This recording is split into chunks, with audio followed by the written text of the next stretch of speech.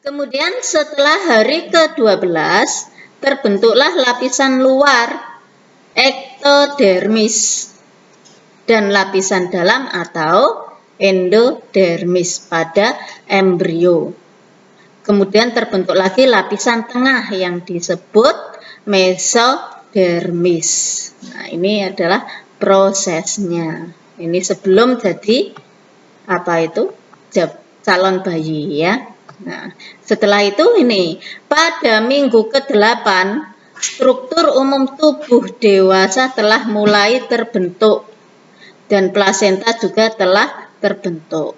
Di antaranya struktur tubuh itu apa? Mulai dari kepala ya, tangan, kaki, kemudian lagi berkembang lagi, tumbuh telinga, mata, dan lain sebagainya.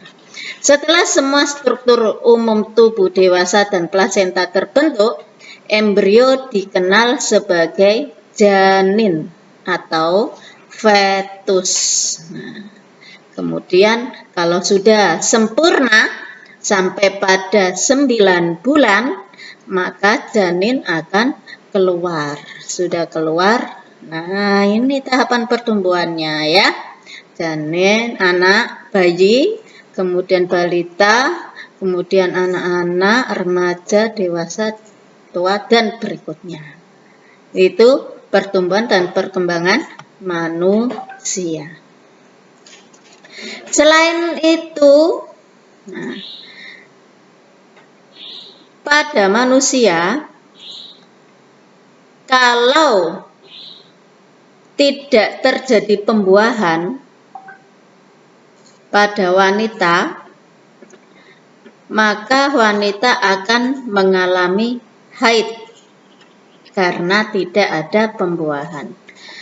Pada setiap bulan, wanita ini untuk wanita yang sudah mulai dari masa pubertas ya. Pubertas itu sekitar antara usia 10 sampai 15 tahun. Itu pubertas wanita. Nah, pada masa usia itu akan mengalami pertama kalinya menstruasi atau yang dikenal dengan haid. Nah, bagaimana proses haid itu terjadi? Pada setiap bulan di rahim wanita itu akan mengalami penebalan dinding rahim.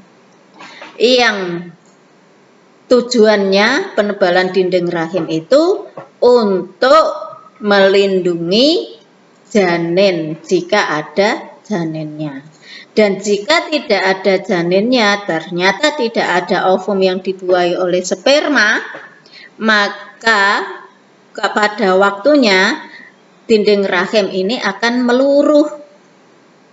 Nah, meluruh itu keluar menjadi yang biasa kalian ketahui dengan darah haid. Darah haid. Nah, itu wanita itu dipengaruhi oleh perubahan hormon. Perubahan tingkat hormon mempertebal jaringan endometrium atau rahim dan memperbanyak darah yang akan jadi zat makanan bagi telur yang dibuahi. Tuh anak-anak ya. Nah, keterangan dari gambar tadi yang saya tampilkan tadi. Nah, ini keterangannya. Minggu pertama lapisan rahim luruh dan keluar sebagai aliran darah haid melalui vagina. Minggu kedua lapisan rahim menebal sebagai persiapan untuk sel telur berikutnya yang matang dalam indung telur. Minggu ketiga telur matang lepas dari indung telur atau apa tadi namanya ovarium. Ovarium itu bisa disebut dengan indung telur ya. Telur dapat dibuahi dalam waktu 36 jam di dalam saluran telur. Kalau sudah keluar dan 36 jam tidak dibuahi, maka sel telur akan mati. Ya, jadi tidak bisa. Jadi makanya ada yang dikenal dengan masa subur Itu ya. Kemudian minggu keempat, telur mencapai rahim. Jika telur tersebut telah dibuahi, akan tertanam atau implantasi di dinding rahim.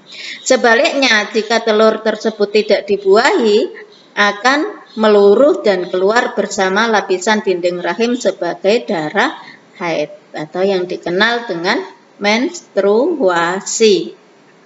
Siklus haid berlangsung hingga perempuan berusia sekitar 50 tahun hingga sekitar 40 tahun hingga 50 tahun. Nah, biasanya itu sekitar usia 50 tahun itu sudah tidak mengalami haid atau kadang mengalami haid terakhir, dan setelah itu tidak mengalami haid dikenal dengan masa menopause ya, dengan masa menopause. Oke. Nah, anak-anak perhatikan, hati-hati dan jaga kebersihan ya. Jaga kebersihan alat reproduksi, yaitu terutama pada alat kelamin. Karena alat reproduksi yang terlihat, yang tampak dari luar itu adalah alat kelamin. Nah, supaya tidak terjadi kelainan dan penyakit pada sistem reproduksi, itu makanya harus menjaga kebersihan dan menjaga kesehatan. Nanti kita bahas berikutnya. Nah, kelainan dan penyakit itu berupa apa saja? Di antaranya gonore. Gonore itu penyakit yang bagaimana? Penyakit kencing nanah. Penyebabnya apa? Adalah bakteri Neisseria gonorrhoeae. Itu penyebab penyakit gonore. Kemudian berikutnya ada chlamydiasis. Itu juga disebabkan oleh bakteri. Chlamydiasis itu kalau di kulit itu seperti apa ya? Kayak borokan ya. Nah, itu luka, itu chlamydiasis. Penyebabnya apa? Bakteri Chlamydia trachomatis. Kemudian sifilis atau yang dikenal dengan raja singa. Raja singa. Makanya setelah membuang kotoran, kemudian setelah berhubungan badan itu harus bersih. Segera cuci dengan bersih ya, supaya tidak terkena sifilis, karena itu ada yang penyakit yang disebabkan oleh bakteri Treponema pallidum. Herpes genitalis. Herpes itu aslinya ya penyakit kelamin ya, yang tapi di sini adalah herpes genitalis. Karena herpes itu ada berbagai macam jenis. Nah, ini yang termasuk penyakit kelamin adalah herpes genitalis. Penyebabnya adalah virus herpes simplex. Setelah itu ada apa lagi? Candidiasis, keputihan. Penyebabnya adalah jamur. Jamur Candida albicans. Ya. Nah, itu juga penyebabnya apa? Karena tidak bersih. Nah, makanya jaga kebersihan. Kemudian bagaimana cara menjaga kesehatan organ reproduksi? Pertama, menjaga kebersihan itu selalu tempatkan pada nomor 1. Menjaga kebersihan. Menjaga kebersihan organ reproduksi bagian luar. Tidak hanya pada organ reproduksi ya. Semua saja, supaya tidak mudah terserang penyakit, jaga kebersihan, mulai jaga kebersihan diri dan jaga kebersihan lingkungan. Nah, lingkungan itu ada lingkungan rumah, lingkungan sekolah, dan lingkungan yang lainnya. Itu semuanya harus jaga kebersihan. Apalagi sekarang ya.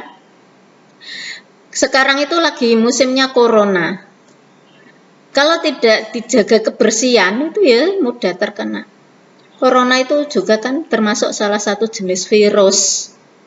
Kalau kita selalu rajin cuci tangan, ya selalu menjaga kebersihan, insya Allah tidak mudah terkena penyakit, ya.